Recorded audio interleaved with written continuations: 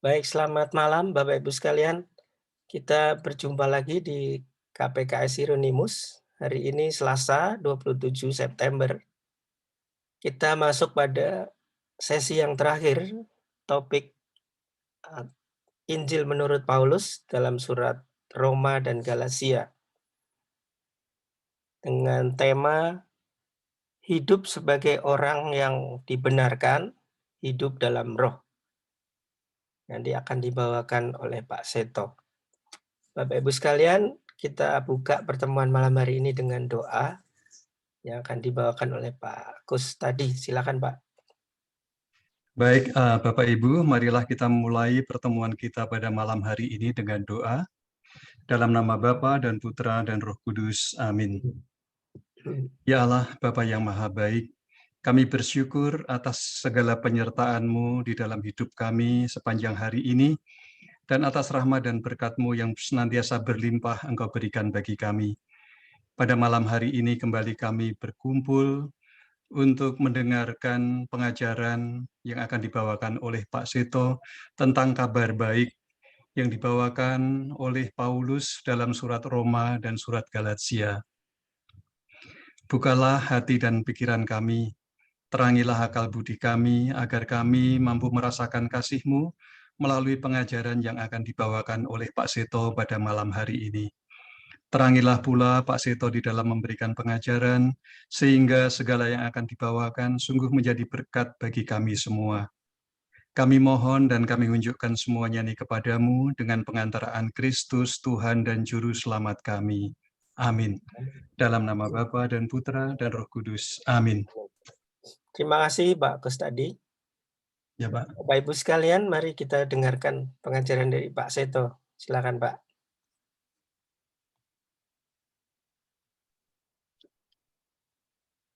Ya, terima kasih Pak. Selamat malam Ibu, Bapak, dan saudara-saudara semua.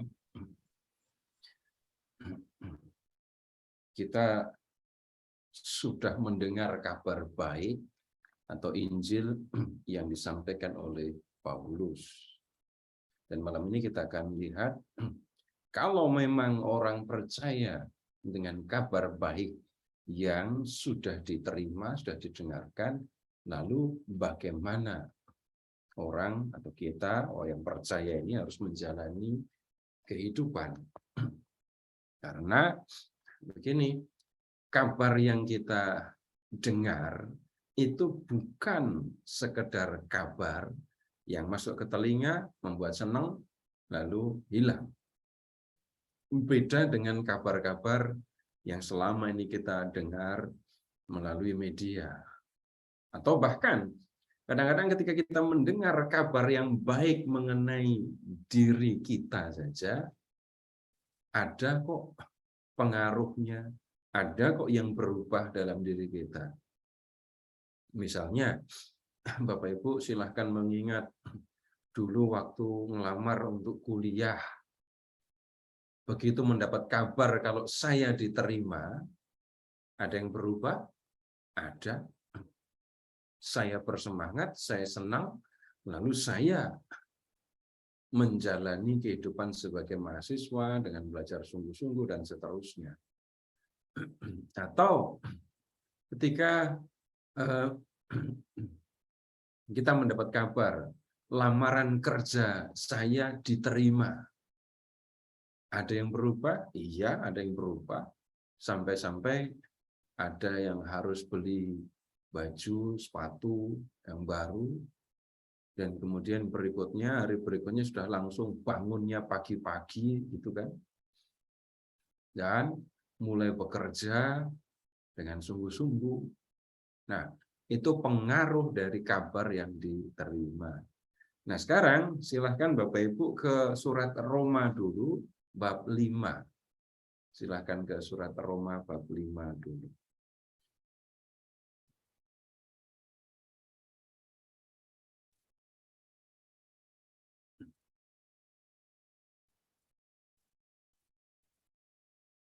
Silahkan lihat ke ayat 1. Sebab itu, kita yang dibenarkan karena iman, kita hidup dalam damai sejahtera dengan Allah oleh karena Tuhan kita, Yesus Kristus. Jadi lihat kabar ini ya, kita dibenarkan karena iman. Kemudian dampaknya adalah kita hidup dalam damai sejahtera dengan Allah. Kemudian sekarang lihat ke ayat 6. Karena waktu kita masih lemah, Kristus telah mati untuk kita orang-orang durhaka pada waktu yang ditentukan oleh Allah. Kemudian ayat 8. Akan tetapi Allah menunjukkan kasih-Nya kepada kita karena Kristus telah mati untuk kita ketika kita masih berdosa. Nah, ini yang dikerjakan oleh Allah dalam diri Yesus. Kemudian hal yang senada kita bisa lihat ke ayat 15 ya. Tetapi karunia Allah tidaklah sama dengan pelanggaran Adam. Sebab jika karena pelanggaran satu orang, semua orang telah jatuh ke dalam kuasa maut, jauh lebih besar lagi kasih karunia Allah dan karunia-Nya yang dilimpahkannya atas semua orang karena satu orang, yaitu Yesus Kristus. Terus 17. Jika oleh dosa satu orang maut telah berkuasa oleh satu orang itu, maka lebih benar lagi mereka yang telah menerima kelimpahan kasih karunia dan anugerah kebenaran akan hidup dan berkuasa oleh karena satu orang itu, yaitu Yesus Kristus. Lalu ayat 18. Sebab itu sama seperti oleh satu pelanggaran semua orang beroleh penghukuman, demikian pula oleh satu perbuatan kebenaran semua orang beroleh pembenaran untuk hidup. Jadi sama seperti ketidaktaatan satu orang semua orang telah menjadi orang berdosa, demikian pula oleh ketaatan satu orang semua orang telah menjadi orang benar. Ini kalimat-kalimat yang menunjukkan kabar baik, yang mengungkapkan bagaimana Allah mengasihi manusia yang berdosa, membenarkan orang-orang yang berdosa untuk memberikan karunia kehidupan kekal. Ingat lagi kata pembenaran. Orang berdosa dihapus dosa-dosanya oleh Yesus, sehingga manusia itu dipandang benar oleh Allah. Nah, sekarang baru lihat ayat 20. Tetapi hukum Taurat ditambahkan supaya pelanggaran menjadi semakin banyak. Dan di mana dosa bertambah banyak, di sana kasih karunia menjadi berlimpah-limpah, supaya sama seperti dosa berkuasa dalam alam maut, demikian kasih karunia akan berkuasa oleh kebenaran untuk hidup yang kekal. Nah, ini penegasan untuk menjelaskan manusia yang berdosa diampuni dosanya oleh Allah melalui Yesus, dan kemudian dipandang layak untuk menerima hidup yang kekal. Nah, begini, karena dikatakan semua dosa itu dihapus, diampuni oleh korban Kristus, maka bisa dikatakan, lihat, dosa bertambah banyak, kasih karunia berlimpah-limpah. Makin besar dosa seseorang, makin besar pula pengampunan yang diberikan oleh Allah. Nah, kalau sudah begitu, apakah kemudian orang boleh berpikir kalau begitu berdosa saja yang banyak supaya nanti pengampunannya lebih besar? Nah, Paulus sudah tahu pemikiran yang kayak gitu. Lihat di bab 6 ayat 1. Jika demikian, apakah yang hendak kita katakan? Bolehkah kita bertekun dalam dosa supaya semakin bertambah kasih karunia itu? Dan Paulus langsung menjawab, sekali-kali tidak. Bukankah kita telah mati bagi dosa, bagaimanakah kita masih dapat hidup di dalamnya? Atau tidak tahukah kamu bahwa kita semua yang telah dibaptis dalam Kristus telah dibaptis dalam kematiannya? Dengan demikian, kita telah dikuburkan bersama-sama dengan Dia oleh baptisan dalam kematian, supaya sama seperti Kristus telah dibangkitkan dari antara orang mati oleh kemuliaan Bapa, demikian juga kita akan hidup dalam hidup yang baru. Sebab jika kita telah menjadi satu dengan apa yang sama dengan kematiannya, kita juga akan menjadi satu dengan apa yang sama dengan kebangkitannya. Karena kita tahu bahwa manusia lama kita telah turut disalibkan, supaya tubuh dosa kita hilang kuasanya, agar jangan kita menghambakan diri lagi kepada dosa. Sebab siapa yang telah mati, ia telah bebas dari dosa. Jadi, jika kita telah mati dengan Kristus, kita percaya bahwa kita akan hidup juga dengan Dia. Karena kita tahu bahwa Kristus sesudah Ia bangkit dari antara orang mati, tidak mati lagi. Maut tidak berkuasa lagi atas Dia.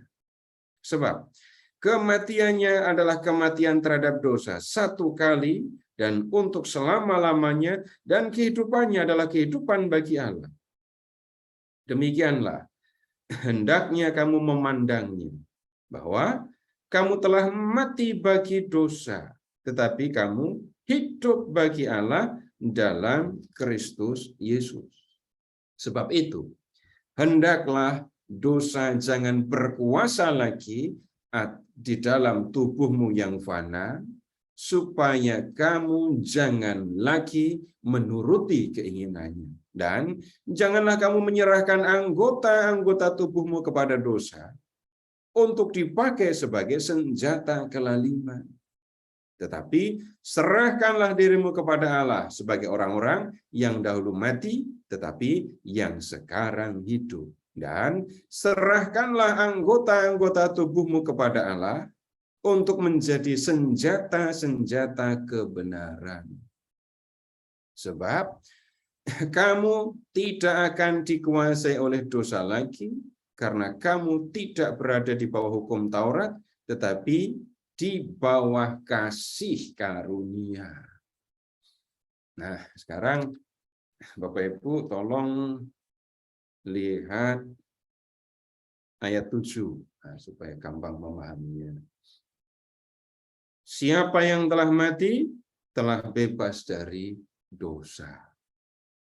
Kemudian lihat sekarang ayat 2. Bukankah kita telah mati bagi dosa? Bagaimanakah kita masih dapat hidup di dalamnya? Ini ungkapan yang perlu kita pahami. Lalu muncul lagi di ayat 12. Demikianlah hendaknya kamu memandangnya, bahwa kamu telah mati bagi dosa, tetapi hidup bagi Allah. Mati bagi dosa. Ya.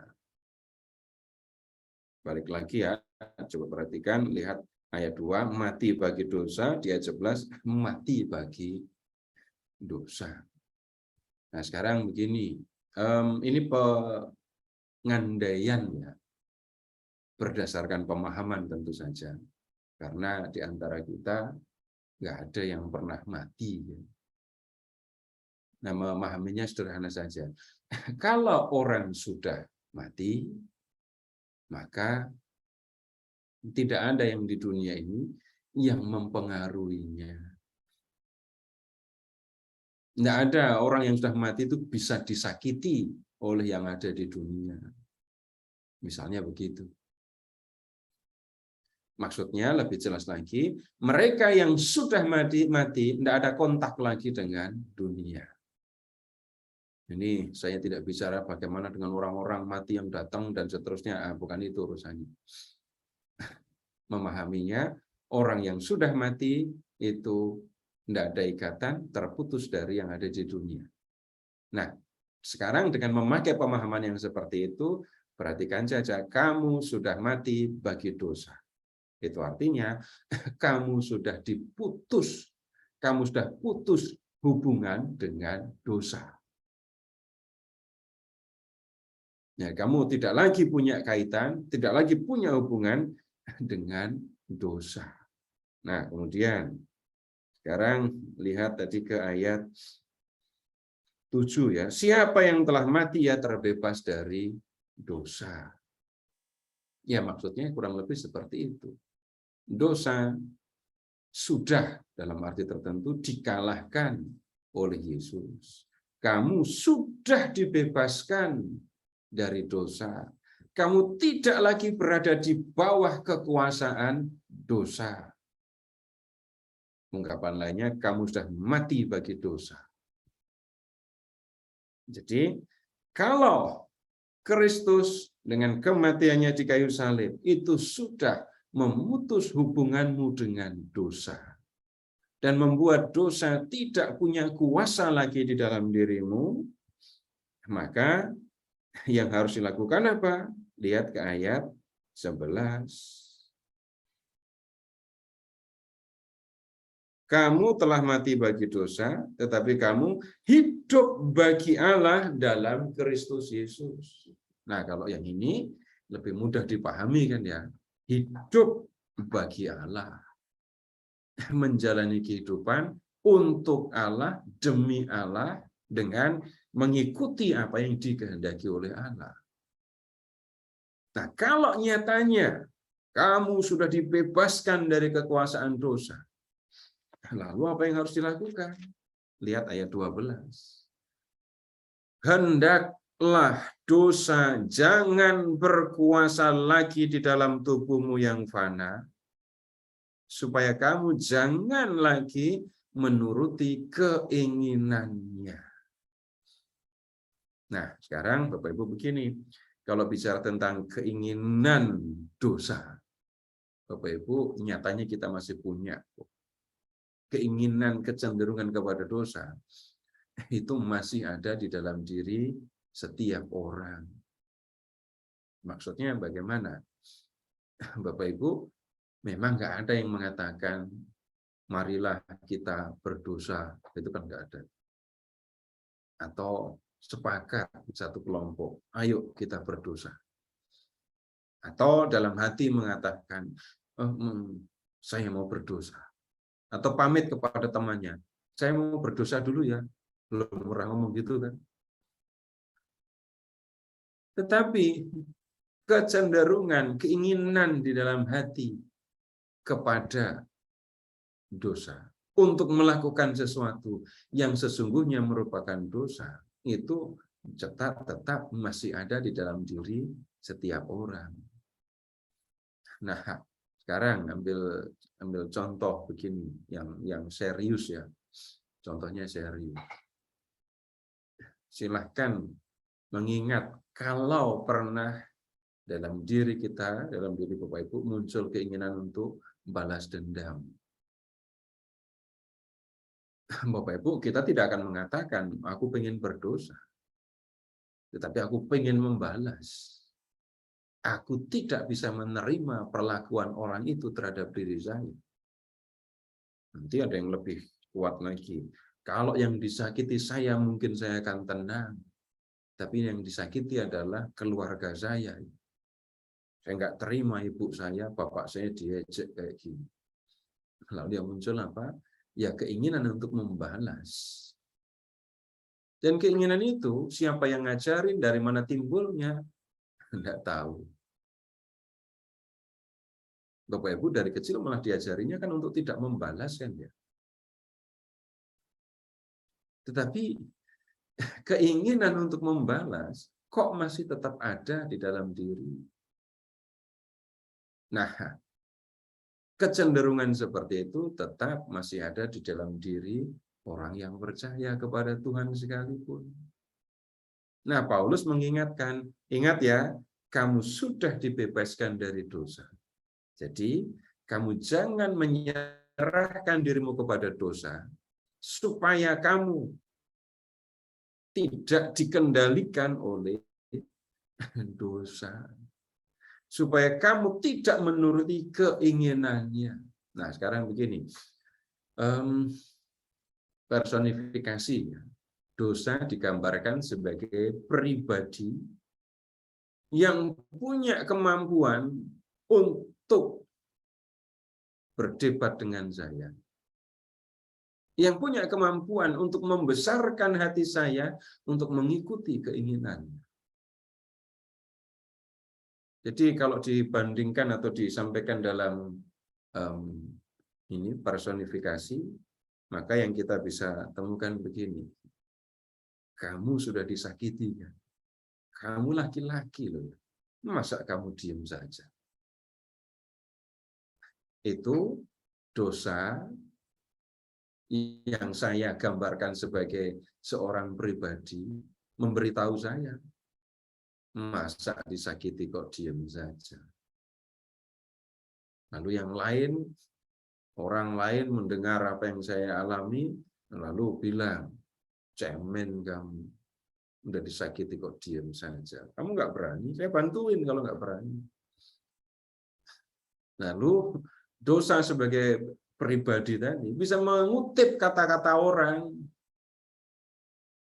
Tuh yang lain kayak gitu loh, jadi laki-laki. Masa disakiti kok diam saja. Nah, dosa seperti seorang pribadi yang bicara dengan saya, membujuk, membesarkan hati, bahkan dalam arti tertentu bisa agak bicara keras, memaksa saya. Tapi sekali lagi Paulus mengingatkan, jangan sampai dosa berkuasa lagi di dalam dirimu.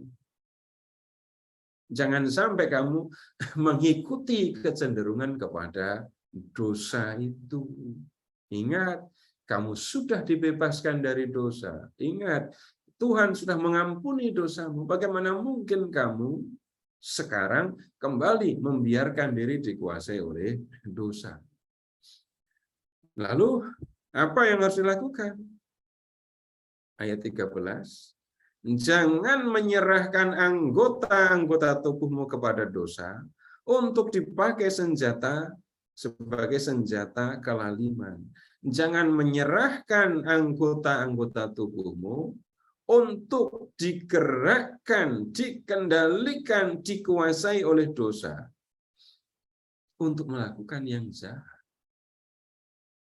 Nah, kembali lagi personifikasi tentang dosa tadi. Dosa itu seperti bisa menyuruh orang untuk bertindak dan untuk berbicara. Bahkan dosa itu bisa mengendalikan bibir, mengendalikan pikiran, supaya yang keluar dari mulut saya adalah kata-kata yang sesungguhnya merupakan dosa. Bisa menggerakkan badan saya, menggerakkan mata saya misalnya, ini seperti kalau yang dicontohkan oleh Tuhan Yesus. Wah, dosa bisa menggerakkan mata, mengarahkan mata kepada seseorang sehingga saya melakukan zina dalam hati. Dosa juga bisa mengarahkan saya untuk mengambil tindakan yang jelas merupakan kesalahan dan dosa.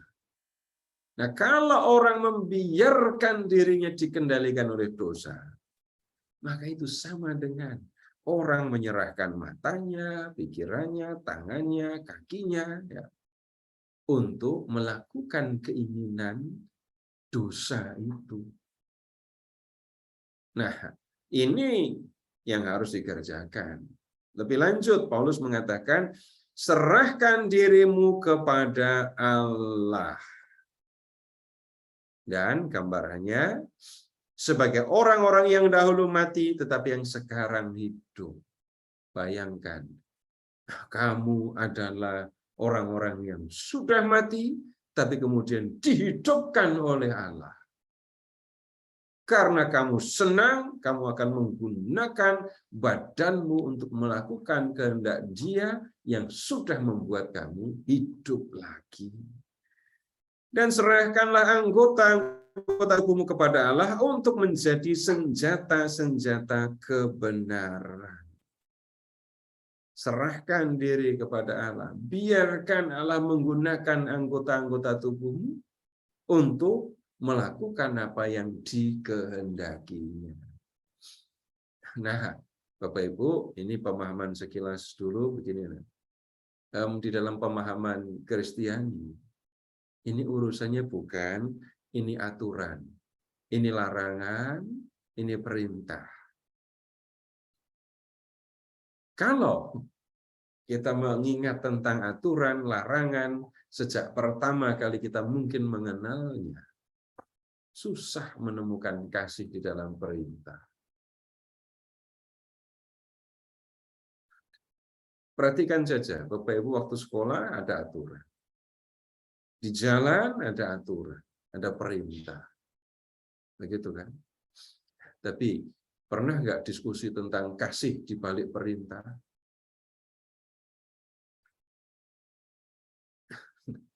Apalagi disertai dengan ancaman. Kamu lakukan, aman, mungkin dapat pahala. Kamu tidak lakukan, maka kamu akan mengalami celaka. Kamu lakukan kehendak Allah surga, kamu melanggar perintah Allah neraka. Bapak Ibu, bukan seperti itu yang menjadi isi iman Kristiani. Kamu sudah diselamatkan dari dosa. Maka yang harus kamu kerjakan adalah jangan membiarkan diri dikuasai oleh dosa lagi. Jangan membiarkan dirimu digunakan oleh dosa.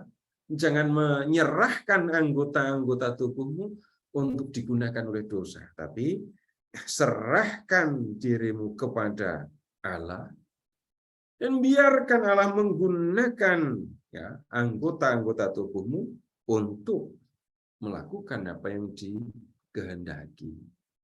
Tapi kemudian pertanyaannya, gimana konkretnya? Menyerahkan tubuh, menyerahkan anggota tubuh kepada Allah. Nah, Bapak Ibu, silahkan mengingat yang sederhana saja. Kalau Bapak Ibu mengingat, menyadari bahwa ya Tuhan sudah mengasihi dan keselamatan, surga, itu pemberian dari Allah kepada orang yang percaya. Jadi ketika orang percaya, karunia kehidupan kekal itu diberikan. Pembersihan dari dosa dialami. Orang langsung diangkat jadi anak Allah. Nah, kalau saya percaya bahwa saya adalah orang yang sudah diselamatkan, maka saya akan hidup mengikuti yang dikehendaki oleh Allah. Dari mana saya bisa tahu yang dikehendaki oleh Allah? Ya, membaca saja apa yang disampaikan oleh Tuhan di dalam Alkitab, itu yang kita bisa pelajari langsung. Jadi dengan mempelajari apa yang disampaikan di dalam Alkitab, cari apa yang dikehendaki oleh Allah. Orang bisa membaca Alkitab, itu tujuannya macam-macam loh ya. Ada yang baca Alkitab hanya untuk menyalahkan orang-orang yang mempercayai Alkitab. Ada orang yang membaca Alkitab untuk tahu sejarah. Ada juga yang belajar Alkitab untuk tahu nama-nama kota yang mungkin ada peninggalan arkeologisnya. Atau ada juga yang baca Alkitab ya sekadar isi waktu luang lah. Tetapi kita bisa melihat lebih jauh yang kita mau cari sebagai pengikut Yesus ketika membaca firman yang tertulis di dalam kitab suci, itu adalah mencari, memahami yang dikehendaki oleh Allah. Nah, begitu. Dan kemudian kalau Allah menggerakkan, menyuruh kita mengerjakan sesuatu, ya kerjakan. Nah, sekarang lanjut. Silahkan ke ayat 19.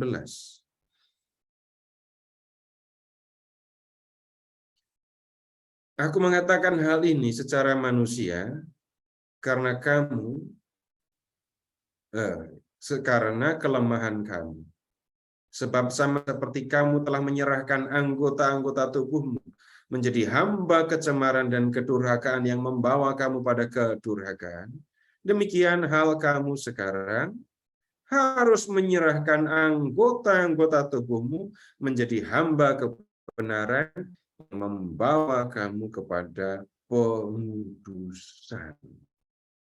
Nah, kemudian, sebab waktu kamu hamba dosa, kamu bebas dari kebenaran. Dan buah apakah yang kamu petik daripadanya? Semuanya itu menyebabkan kamu merasa malu sekarang. Karena kesudahan semuanya ini ialah kematian. Tetapi sekarang kamu telah dimerdekakan dari dosa dan kamu telah menjadi hamba Allah. Dan setelah kamu menjadi hamba Allah, kamu beroleh buah yang membawa kamu kepada pengudusan. Sebagai kesudahannya ialah hidup yang kekal. Sebab upah dosa ialah maut, tetapi karunia Allah ialah hidup yang kekal di dalam Kristus Yesus Tuhan kita. Nah, sekarang ini. Kalau kita baca surat-surat Paulus, baca kehidupan jemaat di abad pertama, zaman para rasul, Bapak Ibu silahkan membayangkan semuanya baptis dewasa ya. Semua baptis dewasa, belum ada baptis anak-anak. Nanti kita akan ketemu begini, coba lihat ayat itu. Waktu kamu hamba dosa, kamu bebas dari kebenaran. Tapi buah apakah yang kamu petik daripadanya? Semuanya itu menyebabkan kamu merasa malu sekarang. Ketika orang-orang Roma yang dapat surat ini, gitu ya, hidup sebagai orang-orang yang tidak percaya kepada Allah, tapi percaya kepada dewa-dewi, maka yang diperhatikan oleh Paulus, cara hidup mereka dan kehidupan mereka nggak beres, nggak benar. Silahkan mengingat tentang dosa-dosa orang Yunani atau non-Yahudi yang sudah kita lihat di bab 1 itu ya. Bayangkan, mereka dulu menyembah dewa-dewi, menyembah berhala. Sekarang mereka menyembah Allah yang benar, Allah yang hidup.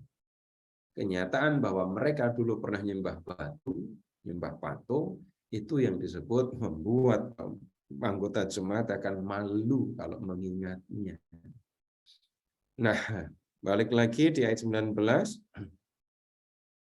Soal menyerahkan anggota tubuhmu menjadi hamba kebenaran yang membawa kamu pada pengudusan. Sekarang ayat 22. Setelah kamu dimerdekakan dari dosa, dan setelah kamu menjadi hamba Allah, kamu beroleh buah yang membawa kamu pada pengudusan. Orang Roma percaya kepada Yesus, dimerdekakan dari dosa. Dulu, sebelum mereka percaya kepada Yesus, mereka ya disebut sebagai hamba dosa. Mereka budak dosa. Lalu Yesus menyelamatkannya dari perbudakan dosa dan mengangkat mereka menjadi hamba Allah. Nah, kalau mendengar kata hamba atau budak, Bapak Ibu silahkan mengingat saja, seorang budak melakukan apa yang diingini, yang dikehendaki, yang menyenangkan tuannya tanpa memikirkan dia akan mendapatkan upah. Ada budak yang dibeli, ya, lalu menjadi milik tuannya. Tapi ada juga budak yang menyerahkan diri, aku mau menjadi budak. Ada yang awalnya dibeli jadi budak dan tidak mau merdeka. Pengen terus jadi budak orang itu. Kenapa? Nah, orang itu baik sekali. Orang itu baik sekali. Dulu kamu budak dosa, Yesus sudah membebaskan kamu dari perbudakan dosa. Sekarang kamu menjadi milik Kristus. Kalau kamu memang senang Yesus membebaskanmu dari dosa, maka kamu akan lakukan apa yang dikehendaki oleh Yesus. Dan kalau orang melakukan yang dikehendaki oleh Allah, yang akan dihasilkannya adalah pengudusan. Kudus. Nah, kata kudus dalam pemahaman yang umum saja dulu, itu artinya bebas dari dosanya, tidak berdosa. Kalau orang memang menyerahkan diri kepada Allah dan untuk digunakan sebagai senjata kebenaran, maka jelas menjadi kudus bagi dia berarti tidak dikuasai oleh dosa. Dan kemudian dalam pemahaman yang lebih luas, kata kudus itu artinya khusus. Dikhususkan bagi Allah itu sama dengan dikuduskan bagi Allah. Sekarang mereka hamba Allah, sekarang mereka hidup untuk Allah, sekarang mereka kudus bagi Allah. Kalau orang beriman menjalani kehidupan yang seperti ini, ingat saja, kesudahannya adalah hidup yang kekal. Baik, Bapak Ibu, sampai di sini dulu. Silahkan kalau ada yang perlu disampaikan. Silakan Bapak Ibu. Itu saya mau tanya, Silakan Pak. Narto. Ya, Pak Seto. Kalau kita ditanya, apakah Anda ikut hukum Taurat? Maka saya akan jawab, oh, saya di bawah karunia Tuhan, di bawah kasih karunia. Lalu penjabaran dari kasih karunia saya jelaskan bahwa membaca kitab suci, mengikuti dia, lalu apa yang dia kehendaki, kehendak Allah kita ikuti. Jadinya seperti panjang begitu. Gitu. Ada kata, ya. Kasih karunia bukan yang itu. Perhatikan karunia. Karunia itu pemberian, cuma-cuma. Pemberiannya apa? Kamu berdosa, kamu dibebaskan dari dosa oleh Yesus, dan kepadamu diberikan hidup yang kekal. Itu karunia. Nah, kalau saya sudah menerima karunia yang seperti ini, dibebaskan dari dosa, lalu dikaruniai hidup yang kekal, sekarang saya harus bagaimana? Nggak masuk akal dong kalau saya sudah dibebaskan dari dosa, lalu saya membiarkan diri dikuasai oleh dosa. Nah, itu maksudnya. Jadi kalau ditanya orang, apakah ikut hukum Taurat? Oh tidak, saya ikut Kristus, sudah cukup. Seperti itu, atau perlu dijabarkan? Tergantung yang nanya, Pak. Yang seperti ini, ya, yang seperti ini untuk orang lain nggak masuk akal loh ya. Mungkin Pak Helmi sudah pernah ngalami dulu. Mendengar ajaran Kristiani itu malah banyak orang yang berpikir ini nggak masuk akal. Enak bener. Ya. Dulu Enak. saya begitu. Kalau saking enaknya malah dipikir nggak masuk akal. Tapi kan sederhana saja. Yang punya surga siapa? Nah kan Allah. Lalu yang berhak, yang punya kuasa untuk memberikan hidup kekal siapa? Ya yang punya dong. Nah, dalam iman Kristiani, keselamatan atau hidup yang kekal itu karunia. Tapi belum selesai ya. Kalau saya memang percaya bahwa Tuhan memberikan karunia ini, saya nggak mungkin diam. Saya sudah dibersihkan dari dosa. Masa saya akan membiarkan diri dikuasai oleh dosa lagi? Enggak lah. Itu konsekuensi yang satu. Konsekuensi yang kedua, kalau Tuhan itu sudah melakukan yang seperti itu, ya saya akan ikuti yang dikehendaki Tuhan. Jadi saya melakukan kehendak Tuhan bukan supaya dapat ganjaran ya, tapi karena Tuhan sudah memberikan keselamatan. Nah, dulu waktu kuliah saya juga bingung dengar kalimat Kita diberi surga. Nah, saya masih di dunia kok diberi surga, bagaimana? Sekarang saya sudah bisa hidup bersama dengan Allah. Benar kan? Sekarang ini saya sudah hidup bersama dengan Allah. Walaupun saya hidup di dunia. Ketika saya mati, raga saya mati. Tapi karena selama hidup saya ikut Tuhan, maka jiwa saya ya akan perginya kepada Tuhan. Sederhana saja begitu. Tapi kalau selama hidup saya tidak tahu ikut siapa, ya nggak akan tertarik pergi ke surga, kan? Nggak akan tertarik untuk tinggal bersama dengan Allah. Jadi pemahamannya begini, kalau di dalam Taurat, lakukan hukum Taurat ya, kamu selamat. Tapi jangan lupa, melakukan hukum Taurat itu pekerjaan serius. Berat maksudnya. Ingat perumpamaan tentang orang-orang upahan. Orang-orang upahan di kebun anggur. Yang memperoleh kerajaan surga karena ketaatan kepada Taurat, itu seperti orang yang bekerja di kebun anggur dari pagi sampai sore menanggung panas terik matahari, dapat 1 dinar. Yang menerima surga sebagai karunia karena Allah yang bermurah hati, itu seperti yang masuk kebun jam 5 sore, enggak kepanasan, enggak apa, tapi dapat 1 dinar juga. Nah, begitu, Pak. Jadi kalau ikut Yesus nggak akan ketemu dikit-dikit ancamannya neraka. Iya. Dikit-dikit ditakuti dengan neraka. Enggak. Kalau ikut Yesus, ada suasana ketakutan dengan neraka, ada yang salah di sini. Iya, begitu, Pak. Ya. Baik, terima kasih, Pak. Ada lagi, Bapak Ibu?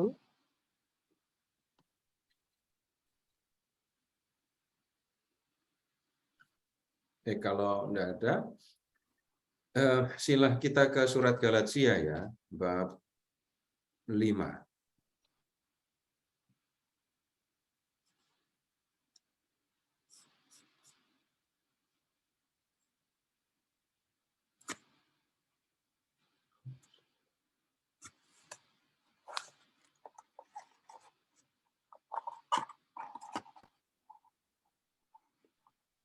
Galatia bab 5, kita mulai dari ayat 1 ya.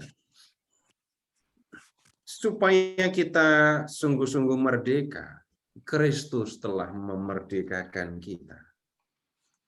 Berdirilah teguh dan jangan lagi mau kenakan kuk perhambaan.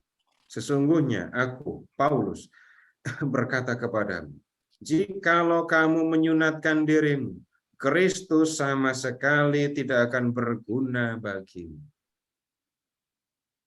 Sekali lagi aku katakan kepada setiap orang yang menyunatkan dirinya bahwa ia wajib melakukan seluruh hukum Taurat. Kamu lepas dari Kristus jikalau kamu mengharapkan kebenaran oleh hukum Taurat. Kamu hidup di luar kasih karunia. Tetapi sebab oleh roh dan karena iman kita menantikan kebenaran yang kita harapkan. Sebab bagi orang-orang yang ada di dalam Kristus Yesus, hal bersunat atau tidak bersunat tidak mempunyai sesuatu arti. Hanya iman yang bekerja oleh kasih. Dahulu kamu berlomba dengan baik siapakah yang menghalang-halangi kamu, sehingga kamu tidak menuruti kebenaran lagi. Ajakan untuk tidak mengikutinya bukan datang dari Dia yang memanggil kamu. Sedikit lagi sudah mengkamirkan seluruh adonan. Dalam Tuhan aku yakin tentang kamu, bahwa kamu tidak mempunyai pendirian lain daripada pendirian ini. Tetapi barang siapa yang mengacaukan kamu, ia akan menanggung hukumannya, siapapun juga dia. Dan lagi, aku ini saudara-saudara, jikalau aku masih memberitakan sunnah, mengapakah aku masih dianiaya juga?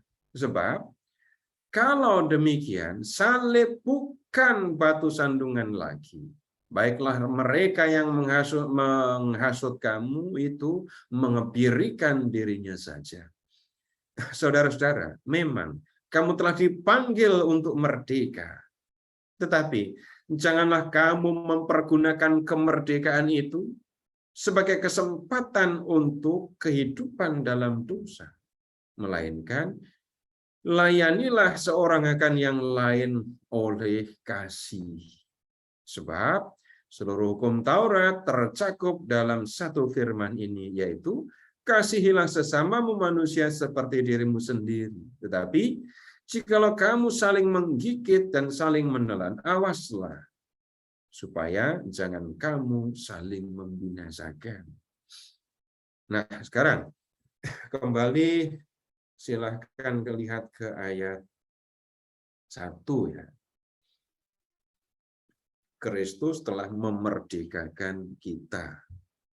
Karena itu, berdirilah teguh, jangan mau lagi dikenakan kuk perhambaan. Kemudian, lihat ayat 2. Jikalau kamu menyunatkan dirimu, Kristus sama sekali tidak akan berguna bagi kamu. Sekali lagi aku katakan kepadamu, setiap orang yang menyunatkan dirinya, ia wajib melakukan seluruh hukum Taurat. Nah, ini kembali ke pertanyaan yang disampaikan Pak Elmi tadi. Orang-orang Yahudi itu percaya Taurat adalah jalan keselamatan. Bagaimana melewati Taurat sebagai jalan? Pelajari Taurat, pelajari, ingat semua yang tertulis di dalam hukum Taurat, lalu kerjakan. Kalau orang sudah melakukan apa yang tertulis di dalam hukum Taurat, maka mereka percaya orang akan memperoleh keselamatan. Tapi begini, kalau seperti itu yang terjadi, kalau jemaat Galatia mengikuti apa yang disampaikan oleh orang-orang yang datang kepada Paulus supaya mereka bersunat dan mengikuti hukum Taurat, maka ingat saja, kalau begitu Kristus tidak ada gunanya. Keselamatan lewat Taurat saja, taati hukum Taurat, maka nggak perlu Kristus, nggak ada Kristus. Nah, catatan di sini untuk orang-orang Katolik, saya berbuat baik supaya saya masuk surga. Perbuatan baik saya dihitung dan kemudian ini yang menentukan saya masuk surga atau tidak. Nah, bukan begitu pemahaman Kristiani. Nah, sekarang balik. Silahkan ke ayat 4. Kamu lepas dari Kristus kalau kamu mengharapkan kebenaran oleh hukum Taurat.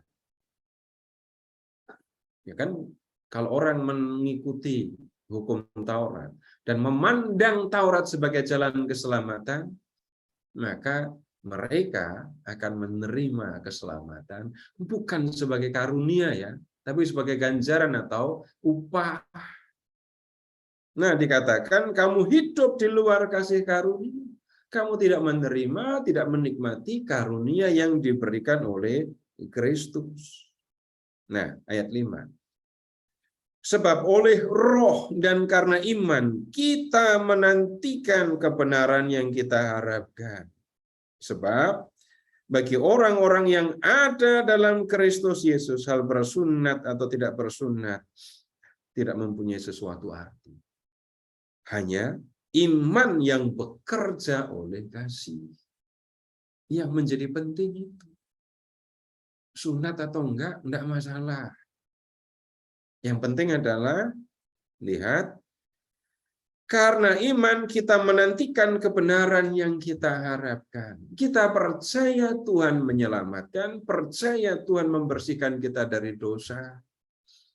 Dan karena kita dibersihkan dari dosa, kita akan menerima kehidupan yang kekal. Nah, kalau kita percaya akan hal ini, maka yang harusnya terjadi adalah iman itu akan saya wujudkan dengan mengasihi. Nah, kemudian lihat ayat 13. Saudara-saudara, memang kamu telah dipanggil untuk merdeka. Tetapi janganlah kamu mempergunakan kemerdekaan itu sebagai kesempatan untuk kehidupan dalam dosa. Melainkan layanilah seorang akan yang lain oleh kasih. Kayaknya di sini dah banyak orang salah paham.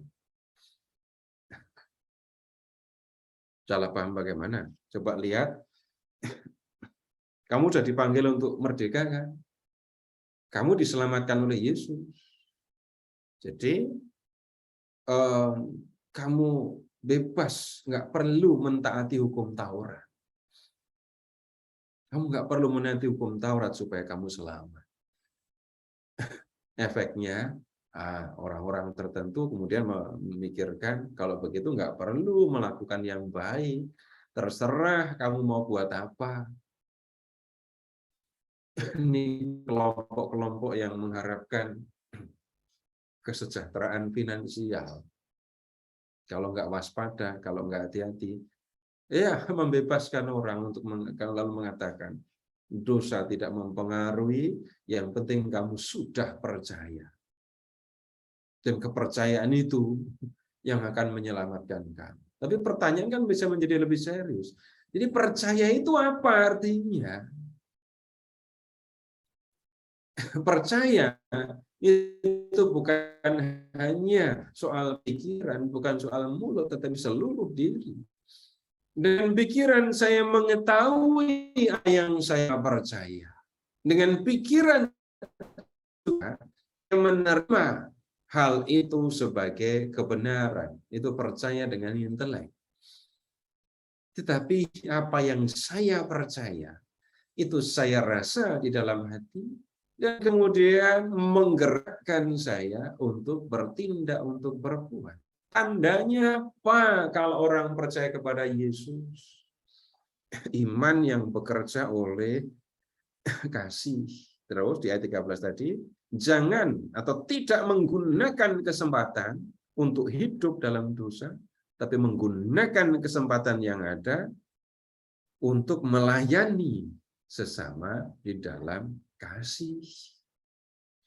Itu cara hidup orang yang sudah dibenarkan oleh Allah. Tapi kan mengasihi itu sulit. Mengasihi itu kan berat. Bapak Ibu silahkan mengingat saja. Beratnya mengasihi. Beratnya mengampuni. Beratnya juga melawan kecenderungan kepada dosa. Mungkin ada di antara Bapak Ibu yang pengennya mukul, tapi kesadaran masih full, sehingga cuma tangannya menggenggam kuat sekali. Sampai ini kukunya melukai kulit tangan, saking kuatnya menggenggam. Nah, kesadaran masih ada, masih bisa berpikir dengan jernih, walaupun hati panas dan pengen mukul, tapi bisa bertahan. Nah, sekarang lihat, itu beratnya kalau menahan diri untuk tidak berdosa ya. Beratnya mengasihi, beratnya untuk melakukan yang dikehendaki oleh Allah. Tetapi bisa terjadi orang mengalami beratnya perjuangan untuk mengasihi, untuk melawan dosa itu ketika mengabaikan peran Roh Kudus yang dicurahkan kepada orang-orang yang sudah percaya kepada Yesus. Nah, kemudian di bab 5 ayat 16, Paulus mengatakan begini, dan sampai ayat 26 ya, maksudku ialah, hiduplah oleh roh, maka kamu tidak akan menuruti keinginan daging. Sebab keinginan daging berlawanan dengan keinginan roh, dan keinginan roh berlawanan dengan keinginan daging, karena keduanya bertentangan, sehingga kamu setiap kali tidak melakukan apa yang kamu kehendaki. Akan tetapi, jikalau kamu memberi dirimu dipimpin oleh roh, maka kamu tidak hidup di bawah hukum Taurat. Perbuatan daging telah nyata, yaitu percabulan, kecemaran, hawa nafsu, penyembahan berhala, sihir, perseteruan, perselisihan, iri hati, amarah, kepentingan diri sendiri, percideraan, roh pemecah, kedengkian, kemabukan, pesta pora, dan sebagainya. Terhadap semuanya itu, ku peringatkan kamu seperti yang telah ku buat dahulu, bahwa barang siapa melakukan hal-hal yang demikian, ia tidak akan mendapat bagian dalam kerajaan Allah. Tetapi buah roh ialah kasih, sukacita, damai sejahtera, kesabaran, kemurahan, kebaikan, kesetiaan, kelemah lembutan, penguasaan diri. Tidak ada hukum yang menentang hal-hal itu. Barang siapa menjadi milik Kristus Yesus, ia telah menyalibkan daging dengan segala hawa nafsu dan keinginannya. Jikalau kita hidup oleh roh, baiklah, hidup kita juga dipimpin oleh roh. Dan janganlah kita gila hormat. Janganlah kita saling menantang dan saling mendengki. Nah, di sini yang kita lihat,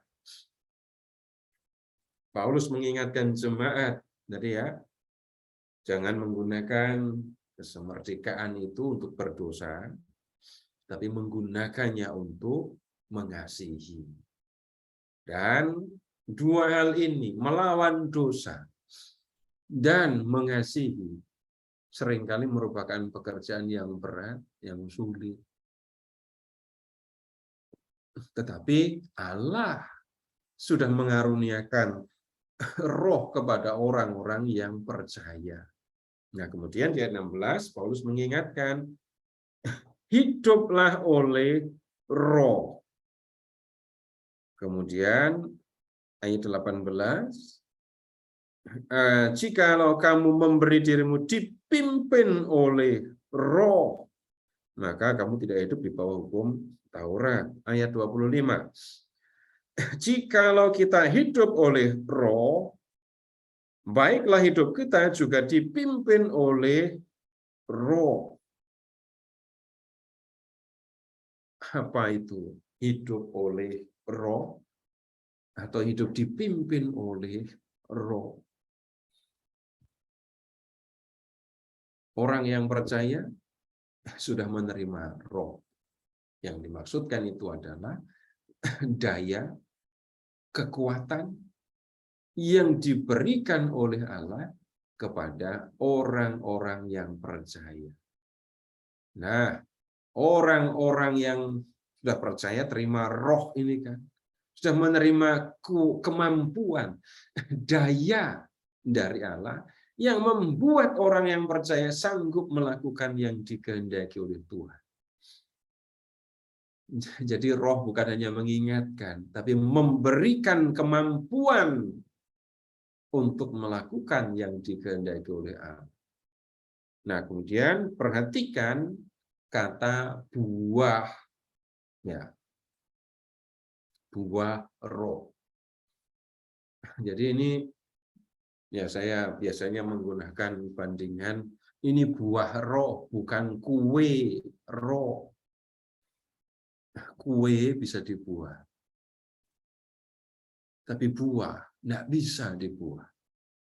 Buah itu keluar, dihasilkan oleh pohon. Jadi lihat ayat 22. Marilah kita saling mengasihi karena kasih itu buah roh. Bukan begitu caranya. Marilah kita bermurah hati karena kemurahan hati itu adalah buah roh. Bukan begitu maksudnya. Kalau orang membiarkan diri dipimpin oleh roh, maka yang kemudian akan terjadi adalah orang yang dipimpin roh itu akan sanggup mengasihi, hidup dalam sukacita dan damai sejahtera, berlaku sabar, bermurah hati kepada sesama, berlaku baik kepada sesama, setia kepada Allah, bersikap lemah lembut, dan menguasai diri. Itu kalau orang membiarkan diri dipimpin, dikuasai oleh roh. Nah, tapi begini, gimana caranya mengalami, merasakan, digerakkan, dipimpin oleh roh itu? Nah, sekarang begini dulu. Bapak Ibu, tolong mengingat ya. Tolong mengingat yang sederhana saja. Dalam urusan relasi dengan Tuhan, sebelum Bapak Ibu belajar Alkitab dan sesudah Bapak Ibu belajar Alkitab, ada beda apa enggak? Sederhana saja ya pertanyaan, enggak usah yang rumit-rumit. Bapak Ibu sendiri ngerasa apa enggak? Ada yang berbeda sebelum saya belajar Alkitab dan sesudah saya belajar Alkitab.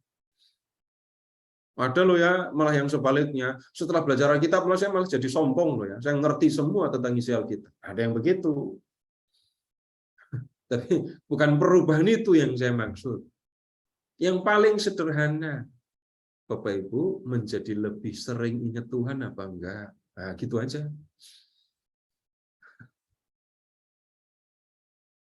Menjadi lebih sering ingat Tuhan, itu penting loh ya. Kalau Bapak Ibu ingat saja yang lebih sederhana lagi. Kalau Bapak Ibu merasa tidak ada yang mengasihi Bapak Ibu, hidup rasanya gimana? Berat kan?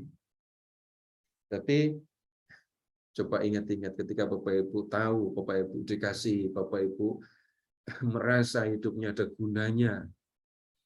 Wah, itu ada semangat yang berbeda. Nah, sekarang lihat, ketika kita ingat Tuhan, nah, lu nggak cukup, pokoknya saya ingat nama Tuhan. Nah, pasti bukan itu yang akan diingat.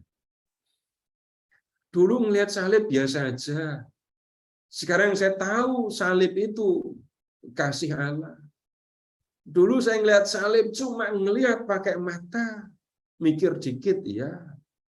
Tapi sekarang ngelihat salib, urusannya memang saya ngelihat dengan mata, saya mikir, tetapi hati saya sudah berbeda. Selanjutnya, kalau saya sudah lebih sering ingat Tuhan,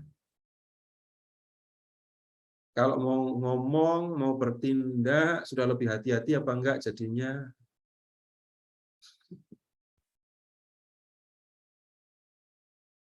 Ngomongnya sudah lebih hati-hati, setiap saat ingat Tuhan, terus ingat Tuhan, mau bertindak juga, ini hati-hati. Saya tidak mengatakan, Bapak Ibu ingat nggak perintah Tuhan, ingat nggak larangannya, bukan begitu.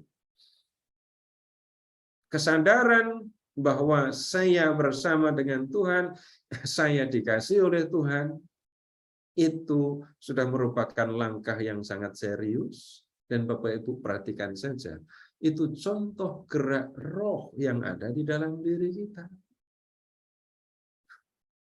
Nah, kemudian yang berikutnya, setelah ikut Tuhan Yesus, tadi yang saya sebut ya, mau bertindak juga berpikir hati-hati. Nah, nanti bisa jadi, atau mungkin Bapak Ibu sudah mengalami, melakukan yang baik, melakukan yang dikehendaki Tuhan itu kayaknya kok nggak mikir lagi ya. Udah biasa aja saya mengerjakannya.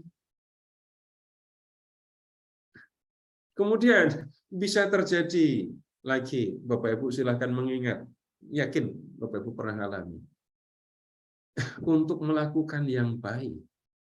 Itu apakah semudah saya punya uang, saya lihat pengemis, saya memberi uang pengemis? Apakah semudah itu mengerjakan yang baik? Kadang-kadang semudah itu, ya. Kadang-kadang lebih sulit. Nanti kadang-kadang akan ketemu lagi, untuk mengerjakan yang baik saya harus berjuang. Untuk mengasihi sesama, untuk melakukan yang baik kepada orang lain, saya harus berjuang. Saya harus berusaha. Bukan urusan saya berjuang melawan diri sendiri duluan. Yang itu sudah menjadi bagian dari kehidupan orang yang percaya. Ya. Tapi gini aja, kalau saya mau menolong orang yang kena bencana alam, saya kan harus membuat supaya bantuan saya sampai ke sana. Nah, begitu kan? Untuk menolong seorang yang menghadapi berbagai macam kesulitan, tidak selalu kita semudah memberi uang kepada pengemis ketika kita punya uang. Bisa jadi saya harus berusaha ngerti dulu orang ini sebenarnya kenapa. Bisa jadi saya harus menggali informasi, mendekati supaya tahu sebenarnya orang ini kenapa dan saya harus bantu apa. Entah orang dekat, entah orang jauh, mungkin pernah mengalami yang seperti itu. Bisa kan ya terjadi, ngapain repot-repot bantuin orang, bantuin juga nggak ngerti terima kasih. Kenapa juga harus berjuang ketika harus melakukan yang baik kepada orang lain. Lalu orang berpikir begitu sebentar, terus nggak mau lagi, mundur. Apalagi kalau waktu memberi bantuan itu lupa nggak bawa handphone, jadi nggak ada yang nggak bisa direkam. Jadi sedih, nggak mau lagi. Alasannya bisa bermacam-macam, tapi yang saya maksud bukan soal handphonenya. Tapi ketika orang dikuasai, dipimpin oleh roh yang akan menolong orang untuk melakukan yang baik, membuatnya tidak putus asa ketika berjuang untuk melakukan yang baik. Karena roh itu juga memberikan kemampuan kepada orang yang percaya untuk melakukan yang dikehendaki oleh Tuhan. Sekarang silahkan kembali ke surat Roma, tolong kembali ke bab 5.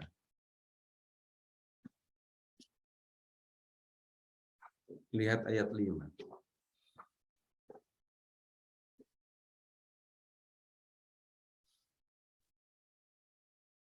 Roma 5 ayat 5. Dan pengharapan tidak mengecewakan, karena kasih Allah telah dicurahkan di dalam hati kita. Siapa yang mencurahkan? Oleh Roh Kudus yang telah dikaruniakan kepada kita. Jadi, kita sudah menerima Roh Kudus sebagai karunia, ya. Lalu Roh Kudus itu telah mencurahkan kasih di dalam hati kita. Dengan kata lain, Roh Kudus memberikan kemampuan kepada orang-orang yang percaya kepada Allah untuk melakukan kasih.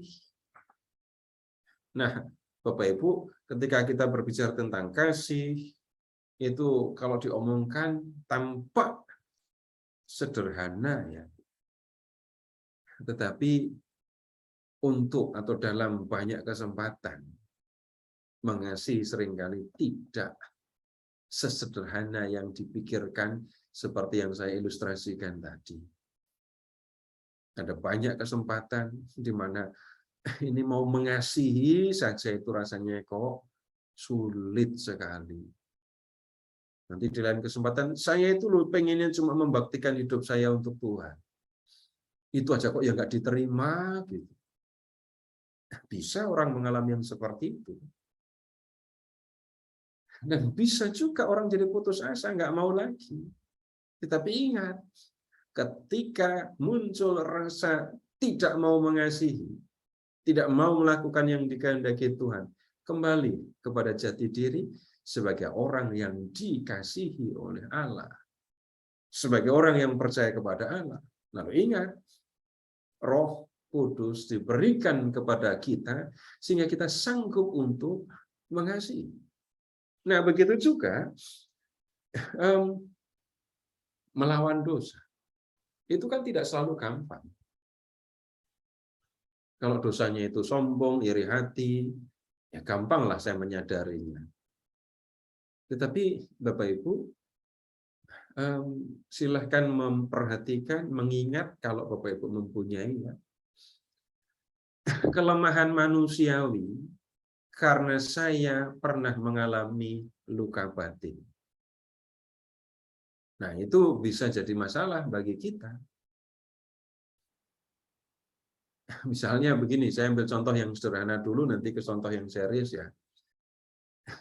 Ketika orang itu dari kecil nggak pernah dipuji, nggak pernah diajari memuji, semua yang dilakukan dicela terus oleh orang dekatnya, oleh orang tuanya misalnya, situasi yang normal, wajar, kalau kemudian anak ini akan sulit untuk memuji.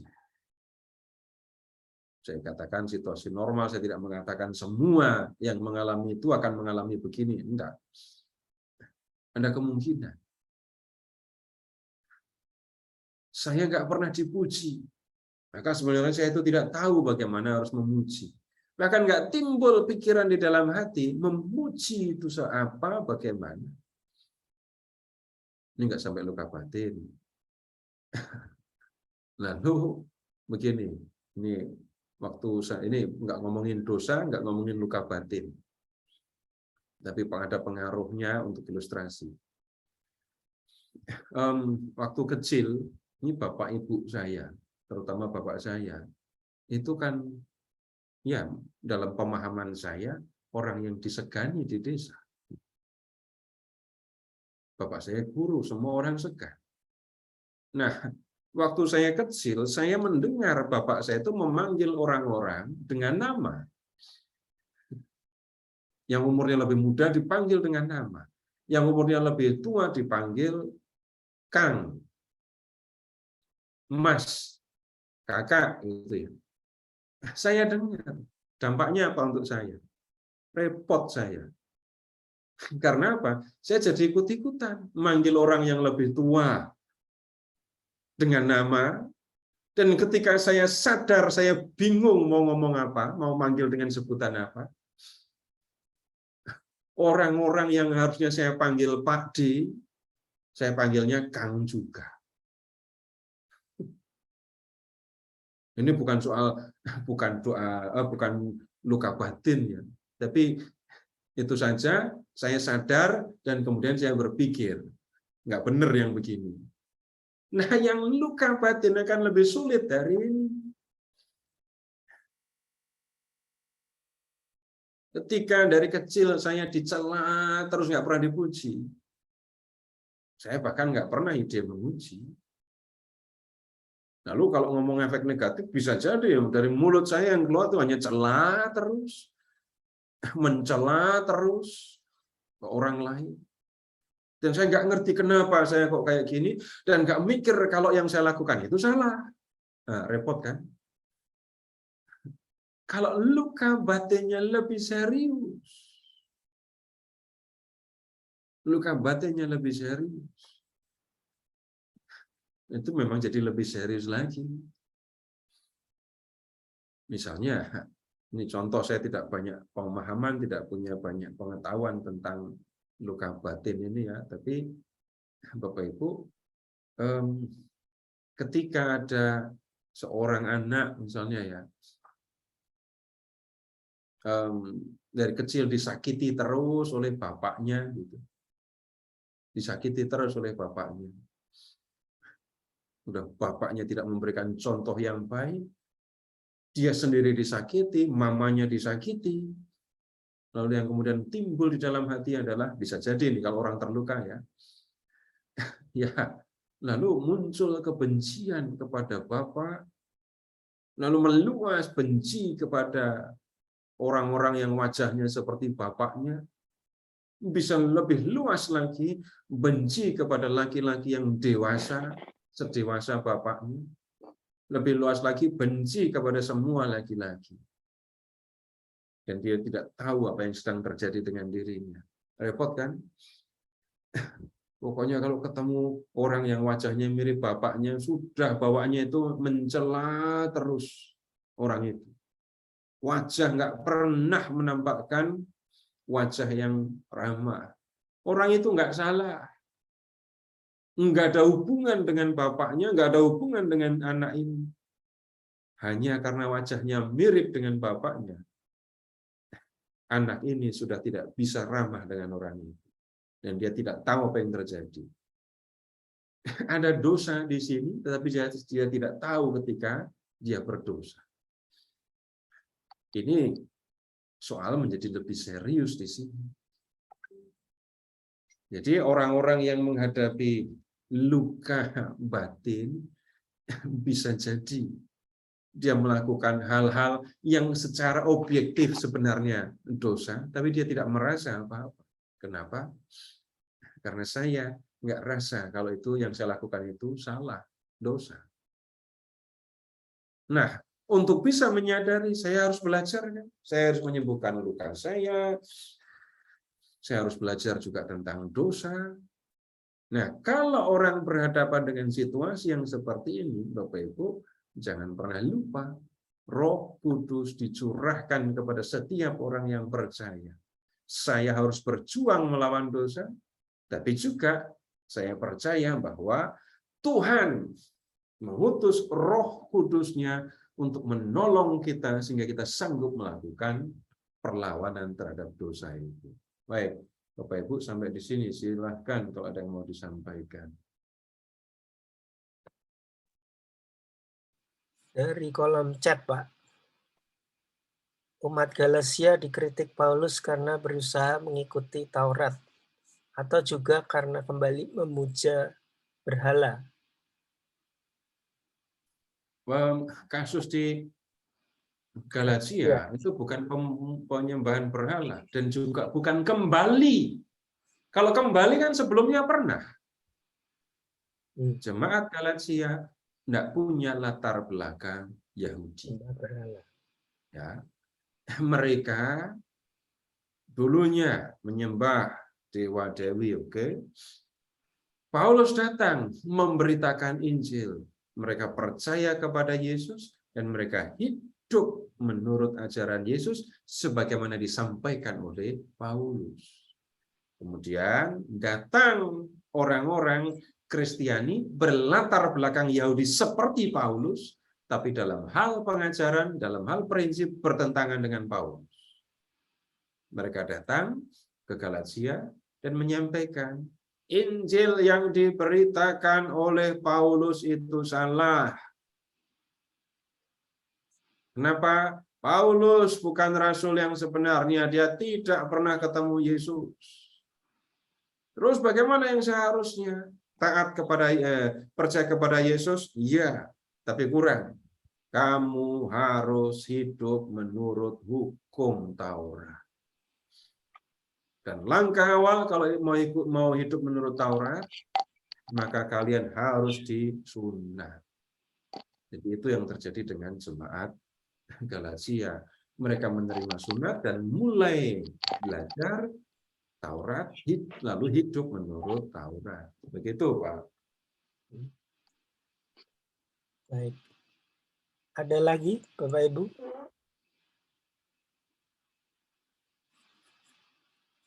Saya, Pak Narto, Pak Seto, masih menyambung yang barusan Pak Seto sebutkan. Itu tadi di Galatia bab 5 ayat 14.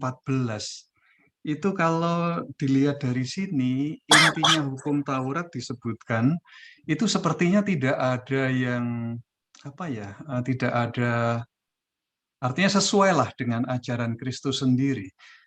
Hal apa lagi Pak yang membuat Paulus itu sedemikian apa istilahnya, mempertentangkan antara Kristus dengan Taurat. Kalau isinya sendiri Taurat, itu disebutkan di sini sejalan dengan ajaran Kristus sendiri.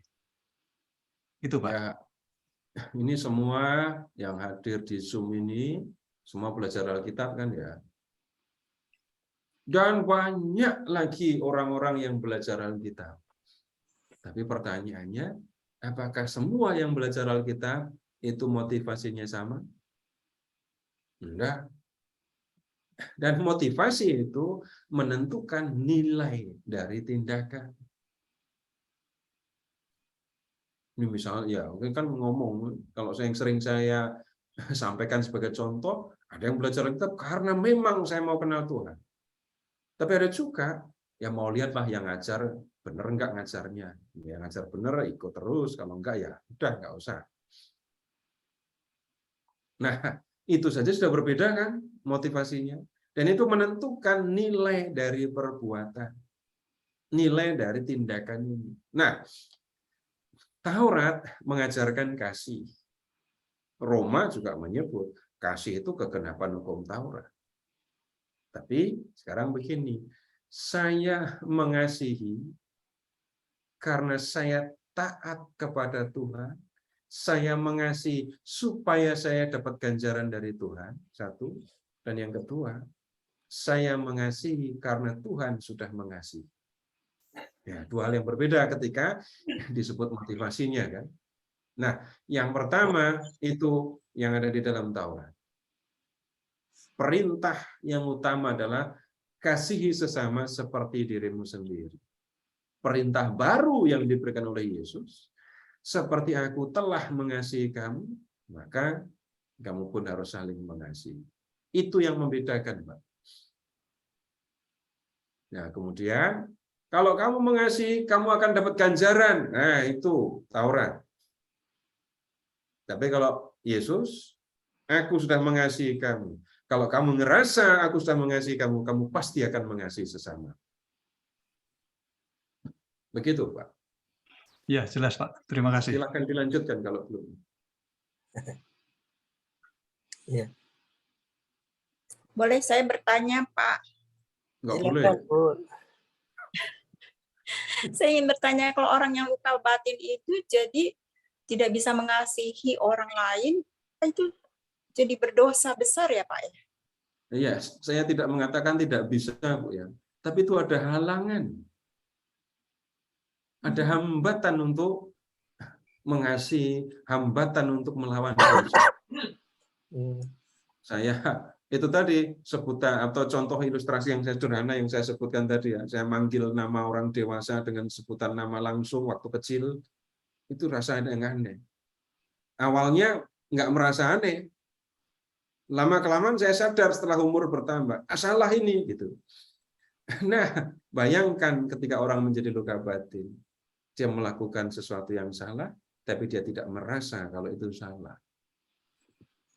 Tapi kemudian apa yang harus dikerjakan? Ya, Bapak Ibu, orang yang terluka, orang yang luka batin itu sadar apa enggak sih kalau dia luka batin? Nggak sadar, Pak. Enggak sadar. Sadar. Semua tidak sadar atau ada yang sadar? Ada yang sadar, tapi susah memperbaiki, Pak. Kok sudah belum sudah ambil putusan dulu susah gitu ya. Yang nomor satu sadar dulu. Yang repot yang berat itu adalah saya tidak sadar kalau saya mengalami luka batin. Tapi kalau saya sadar saya luka, saya sadar juga kalau saya harus sembuh. Coba Bapak Ibu ingat-ingat ya, Bapak Ibu mungkin lebih paham tentang hal ini. Orang yang luka batin itu hidupnya nyaman apa enggak dengan lukanya? Tidak, Pak. Enggak nyaman dengan lukanya. Dan kemudian ketika dia tidak nyaman dengan luka ini, kemudian dia bertanya, mengapa saya seperti ini? Nah, orang diajak untuk memeriksa, koreksi diri. Ada yang dari kecil sudah sadar, ada ini ingat ini saya luka terus. Tapi kemudian proses penyadaran diri menjadi penting. Nah, kemudian setelah saya sadar luka saya itu apa, kenapa saya luka, maka kemudian saya juga bisa berpikir, saya harus bagaimana. Kalau saya sendiri tidak sanggup untuk mengurusinya, maka saya perlu minta bantuan orang lain.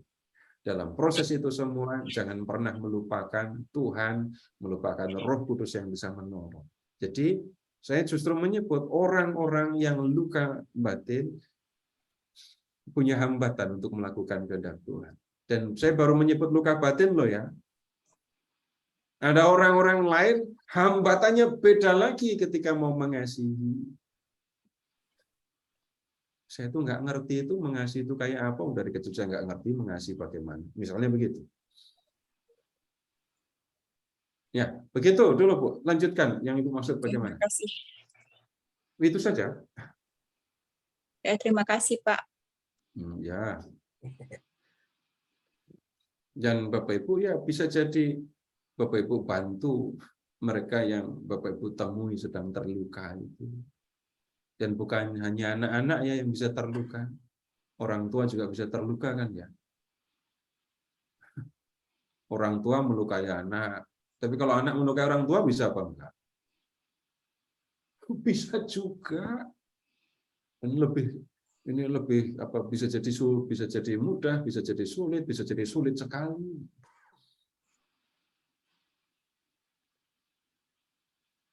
Nah, misalnya begini. Bapak Ibu pernah nggak Bapak Ibu punya masalah di rumah, lalu jadi malas ke gereja?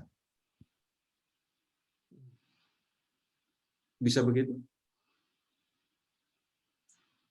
Coba Bapak Ibu habis marah-marah deh di rumah.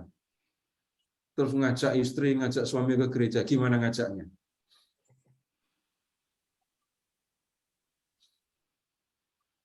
Apalagi yang sudah sampai dengan KDRT, pipi istrinya sampai lebam gitu, terus diajak ke gereja, gimana ke gerejanya? Itu sudah hambatan kan ya, untuk melakukan yang dikehendaki Tuhan. Dan ada banyak Bapak Ibu, ada banyak yang bisa terjadi. Saya mengalami, banyak yang saya alami, banyak sekali. Nggak usah cerita yang lain-lain.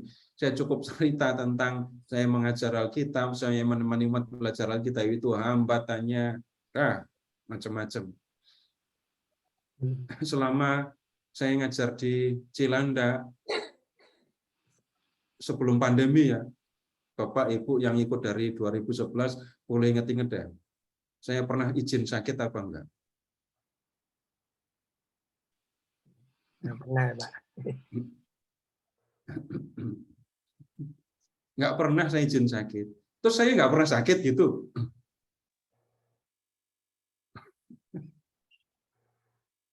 Apakah benar saya nggak pernah sakit? Sakit.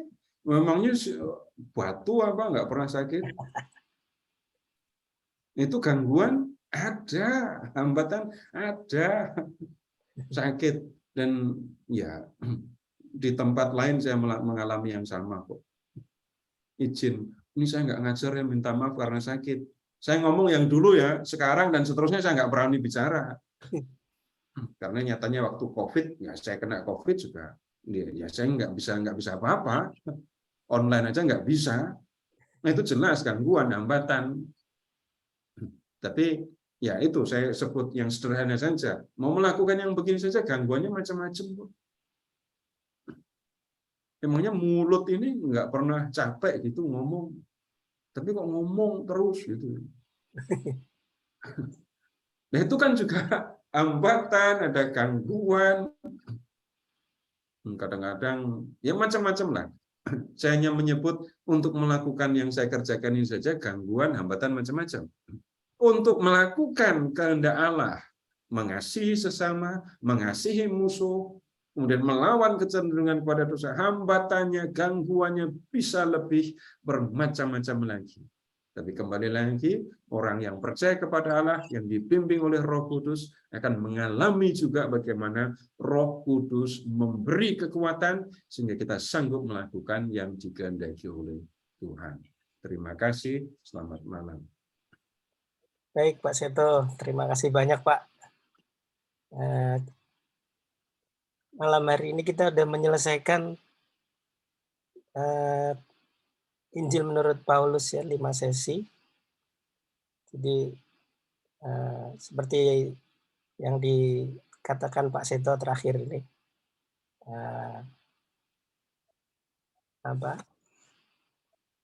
percaya kepada Yesus, akan iman kita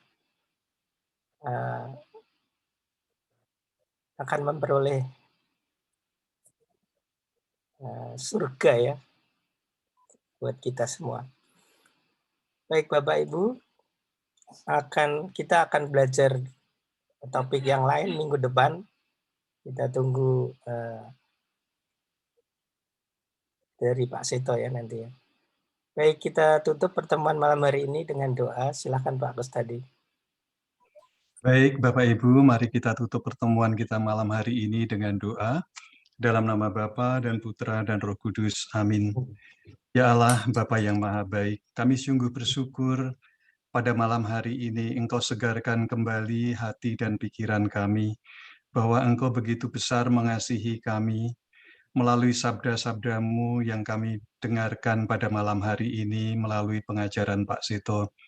Syukur atas kebaikan-Mu ya Tuhan, mampukan kami memaknai apa yang telah kami pelajari ini di dalam kehidupan kami sehari-hari. Mampukan kami untuk mengasihi sesama kami dalam segala cara yang mampu untuk kami lakukan. Kami telah selesai belajar pada malam hari ini, dan sebentar lagi ya kami akan kembali kepada kegiatan kami masing-masing, kemudian kami akan beristirahat malam. Sertailah kami dalam setiap karya kami, dan di dalam istirahat kami pada malam hari ini.